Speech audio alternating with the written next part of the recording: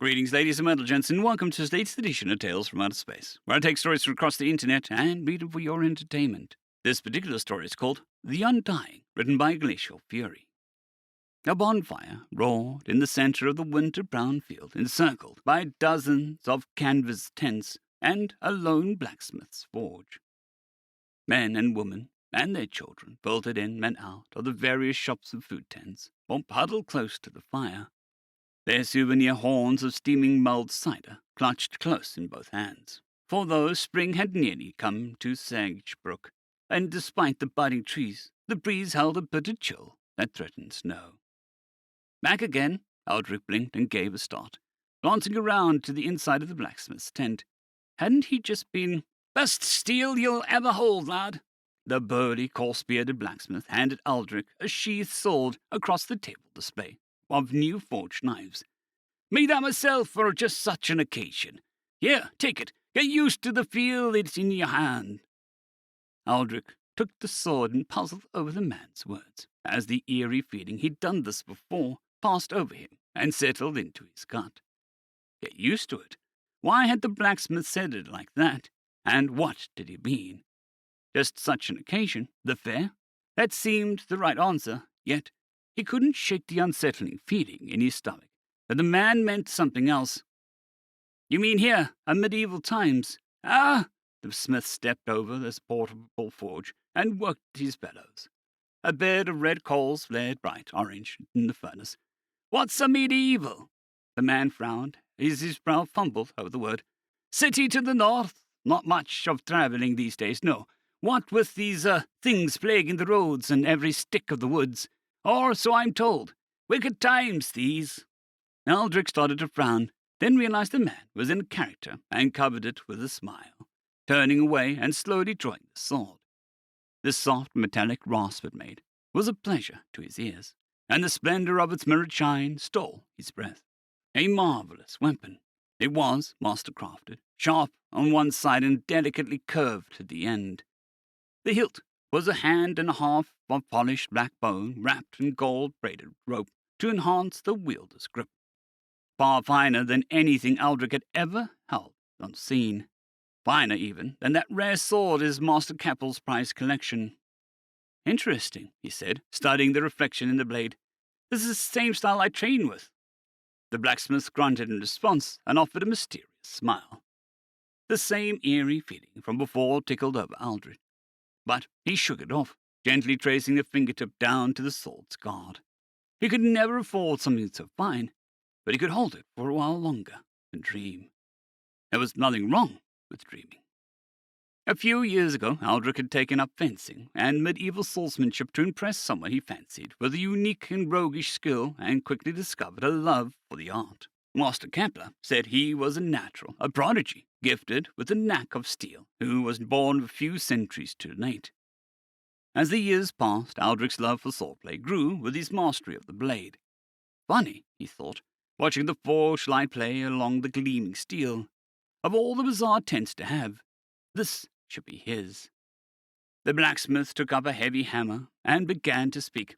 "Castles and holds in the north have been overrun. If a man can believe the tales, Queen sending her armies, but people's hope goes the way of the fires consuming the villages. Dark days ahead of us all, I fear."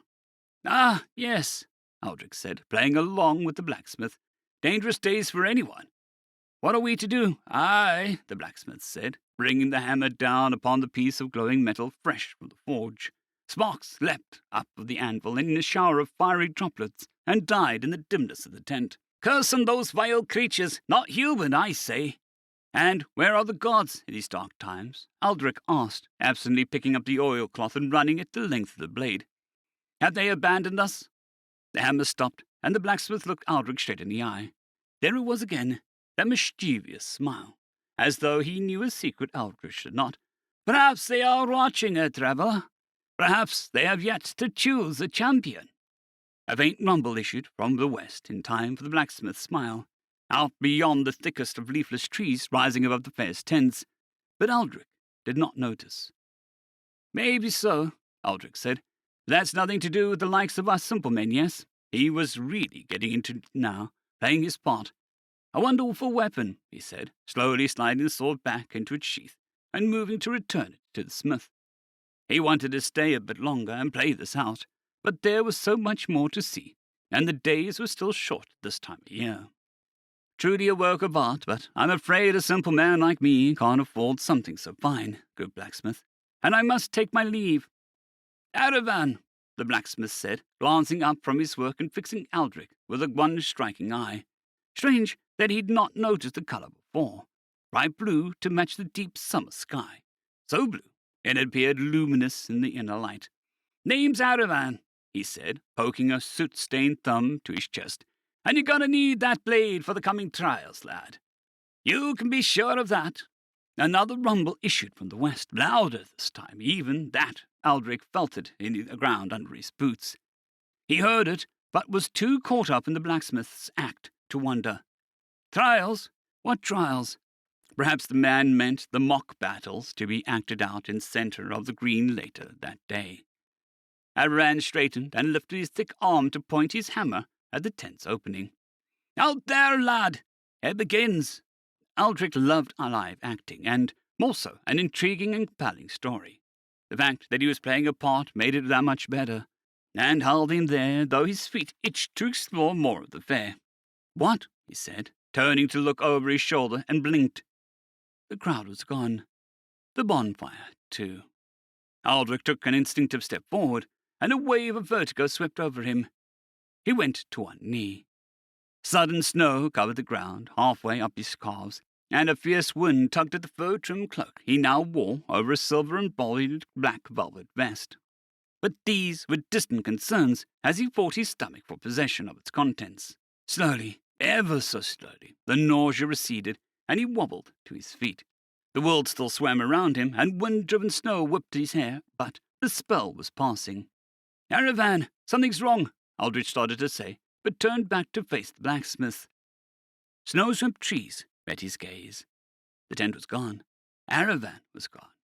Aldrich felt a stab of panic kindle in the pit of his stomach. What the hell? He turned in a slow circle. It wasn't just the blacksmith's tent that had vanished, or the people. It was all gone. The field, the people, the children chasing and playing, the actors in their period dress. Every tent and trace of civilization was gone. He stood in a narrow clearing surrounded by thick winter forest.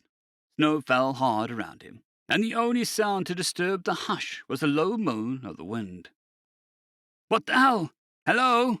Steam puffed out from his mouth with each word. What is this? Am I hallucinating? Dreaming? Was just at the fair. Oh, God. Am I having a stroke? Across the snow-covered clearing, a figure emerged from the trees, obscured by falling flakes. It seemed to lurch on unsteady legs, arms held out as if stumbling through a pitch-black maze. And even at this distance, and through the storm, Aldrich knew it was a man. Hello, he called, again, stepping towards the approaching figure. This was all wrong. He wasn't supposed to be here. What had happened? This can't be real. Aldrich lifted a hand to his throbbing temple and realized that he was still holding the sword. It felt right, like an extension of his arm, light as a feather and strong as a steel girder. How did I get you? What is this place? Where did everyone go?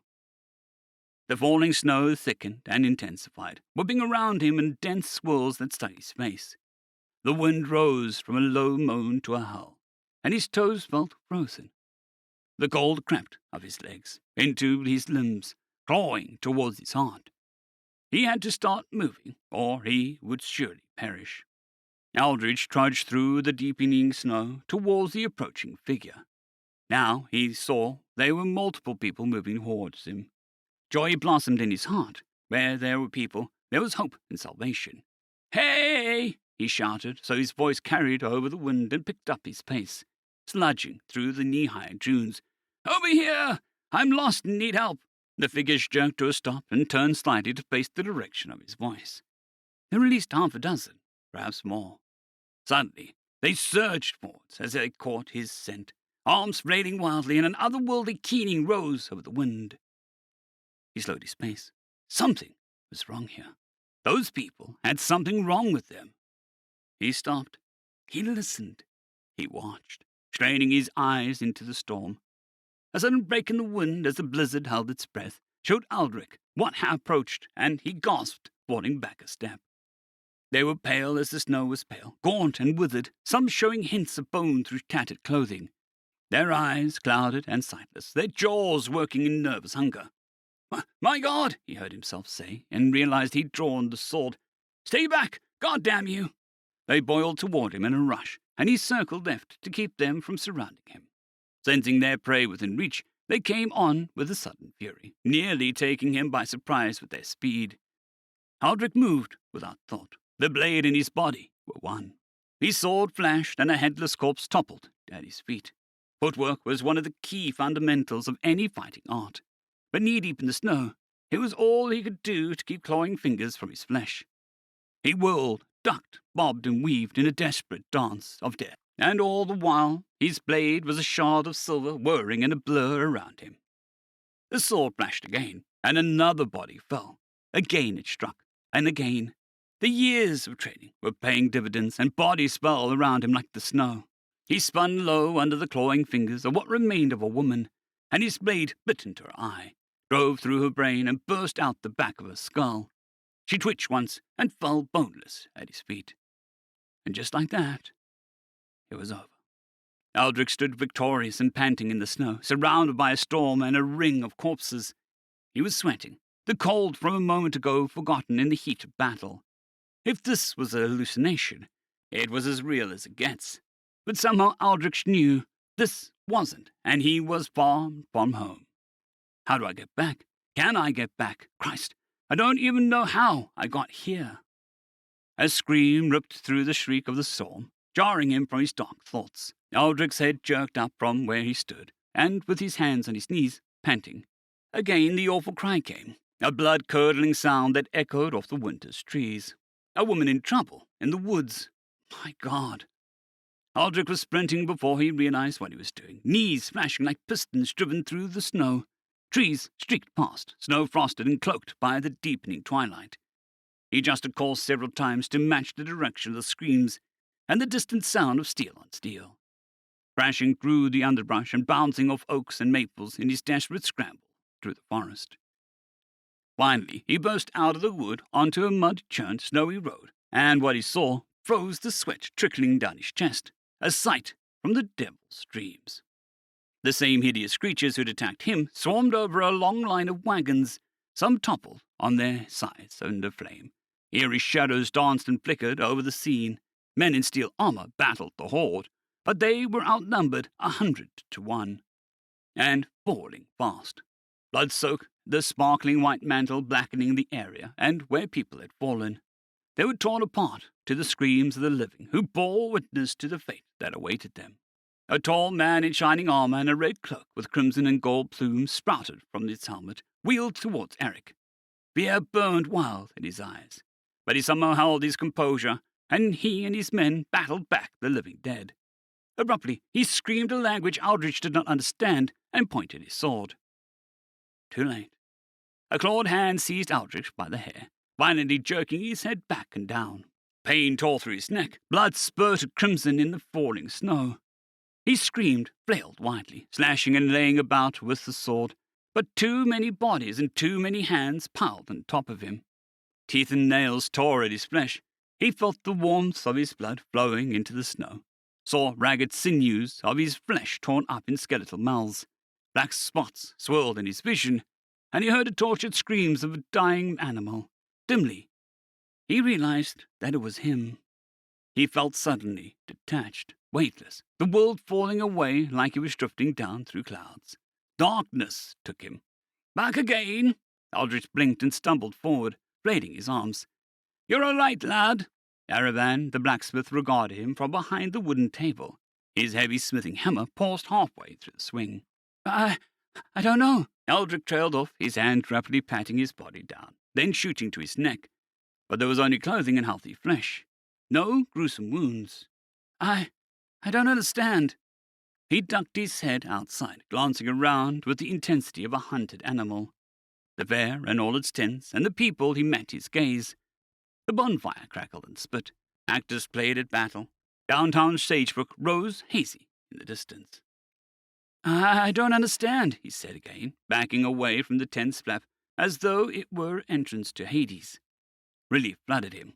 Had it been some wild daydream, a waking nightmare? The mutton he'd eaten earlier had tasted odd. Perhaps that was the cause. He heard of such things. I'm alive, he said, and threw back his head, laughing. Ha ha! I'm alive! Aye, the blacksmith said.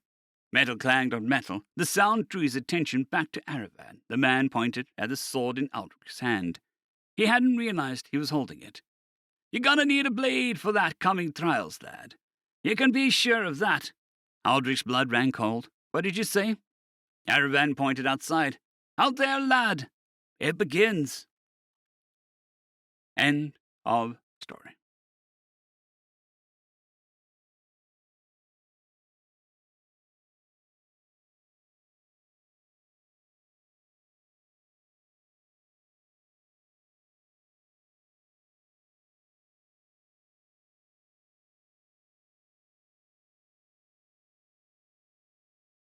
Atharia, 050, Dragzoon WRE, and Elijah Silvercross. Thank you very much.